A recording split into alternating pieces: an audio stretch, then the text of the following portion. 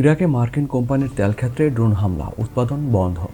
আইনশৃঙ্খলার অবনতি প্রতিবাদে স্বেচ্ছাসেবক দলের বিক্ষোভ।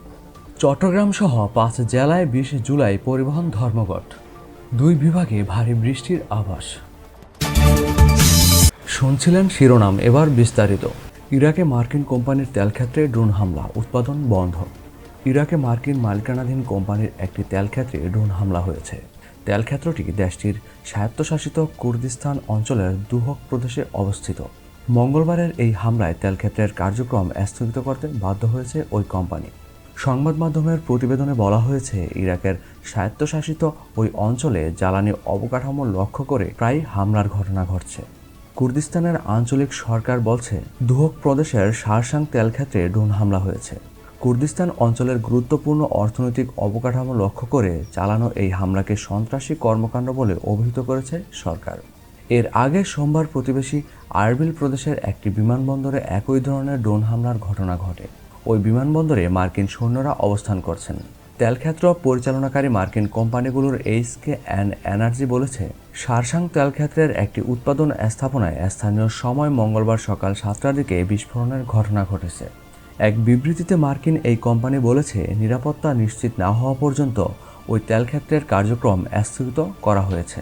ড্রোন হামলার পরপরই সেখানে আগুন ছড়িয়ে পড়ে, তবে তাৎক্ষণিকভাবে কোনো হতাহতের খবর পাওয়া যায়নি।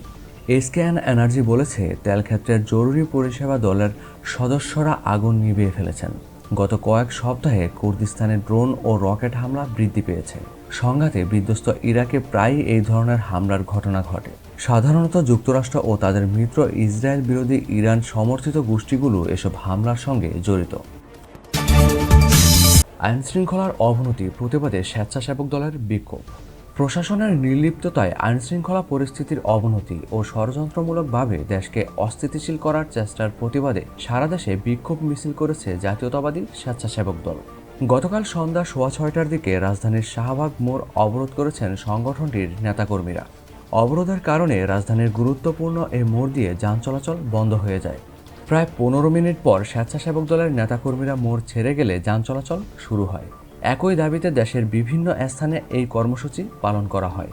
এর আগে বিকাল 4টার দিকে নয়াপল্টনে কেন্দ্রীয় কার্যালয়ের সামনে সংক্ষিপ্ত সমাবেশ করে স্বেচ্ছাসেবক দল। সেখান থেকে বিকাল 5টার দিকে কয়েক হাজার নেতাকর্মী বিক্ষোভ মিছিল করে শাহবাগ মোড়ে এসে অবস্থান নেন। মিছিলের নেতৃত্ব দেন বিএনপির যুগ্ম মহাসচিব হাবিবুন নবী খান সোহেল, স্বেচ্ছাসেবক দলের সভাপতি SM জিলানী, সাধারণ সম্পাদক রাজীব আহসান প্রমুখ। চট্টগ্রাম সহ 5 জেলায় 20 জুলাই পরিবহন ধর্মঘট। 4 দফা দাবিতে চট্টগ্রাম ও পার্বত্য অঞ্চলে আগামী 20 জুলাই সকাল 6টা থেকে পরদিন সকাল 6টা পর্যন্ত 24 ঘন্টার পণ্য ও গণপরিবহন ধর্মঘটের ডাক দিয়েছে বৃহত্তর চট্টগ্রাম গণ ও পণ্য পরিবহন মালিক ফেডারেশন। মঙ্গলবার 15 জুলাই চট্টগ্রাম প্রেস ক্লাবে আয়োজিত এক সংবাদ সম্মেলনে এ ঘোষণা দেন সংগঠনটির সদস্য সচিব মোহাম্মদ হুমায়ুন কবির সোহেল।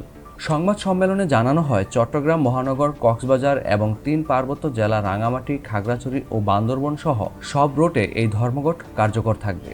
এতে পণ্য পরিবহনকারী যানবাহন ও গণপরিবহন চলাচল সম্পূর্ণ বন্ধ রাখার আহ্বান জানানো হয়েছে।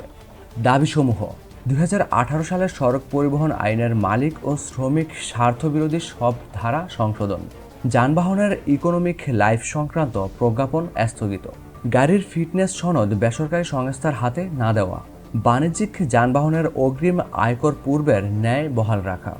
নেতারা জানান, দীর্ঘদিন ধরে এসব দাবি সংশ্লিষ্ট কর্তৃপক্ষের কাছে উপস্থাপন করা হয়েছে, কিন্তু কোনো কার্যকর ব্যবস্থা নেওয়া হয়নি। বাধ্য হয়ে ধর্মঘটের ডাক দেওয়া হয়েছে।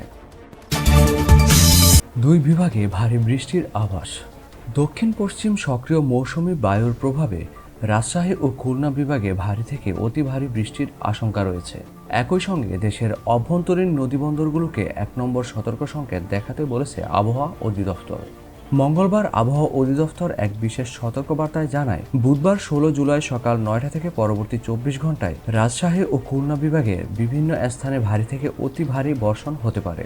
দেশের অভ্যন্তরীণ নদীবন্দরগুলোর জন্য পূর্বাভাসে বলা হয়েছে বুধবার সকাল 9টা থেকে সন্ধ্যা 6টা পর্যন্ত রাজশাহী, পাবনা, বগুড়া, টাঙ্গাইল, ঢাকা, ফরিদপুর, কুষ্টিয়া, যশোর, খুলনা, বরিশাল, পটুয়াখালী, কুমিল্লা, নোয়াখালী, চট্টগ্রাম ও সিলেট অঞ্চলের উপর দিয়ে দক্ষিণ বা দক্ষিণ পূর্ব দিক থেকে ঘন্টায় 45 থেকে 60 কিলোমিটার বেগে দমকা বা ঝড়ো হাওয়া বয়ে যেতে পারে। এর সঙ্গে বৃষ্টি বা বজ্রসহ বৃষ্টিও হতে পারে। এ কারণে সংশ্লিষ্ট সব নদীবন্দরগুলোকে 1 নম্বর সতর্ক সংকেত দেখাতে বলা হয়েছে।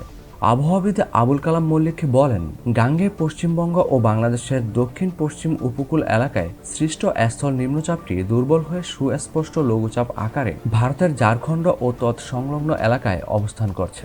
এর প্রভাবে উত্তর বঙ্গোপসাগরে বায়ুচাপের তারতম্যের আধিক্য বিরাজ করছে।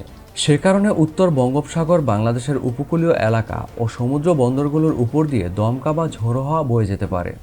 বিরূপ আবহাওয়ার কারণে চট্টগ্রাম, কক্সবাজার, মোংলা ও পায়রা সমুদ্র বন্দরকে 3 নম্বর স্থানীয় সতর্ক সংকেত দেখাতে বলা হয়েছে। উত্তর বঙ্গোপসাগরে অবস্থানরত সব মাছ ধরার নৌকা ও ট্রলারকে পরবর্তী নির্দেশ না দেওয়া পর্যন্ত উপকূলের কাছাকাছি থেকে সাবধানে চলাচল করতে বলা হয়েছে।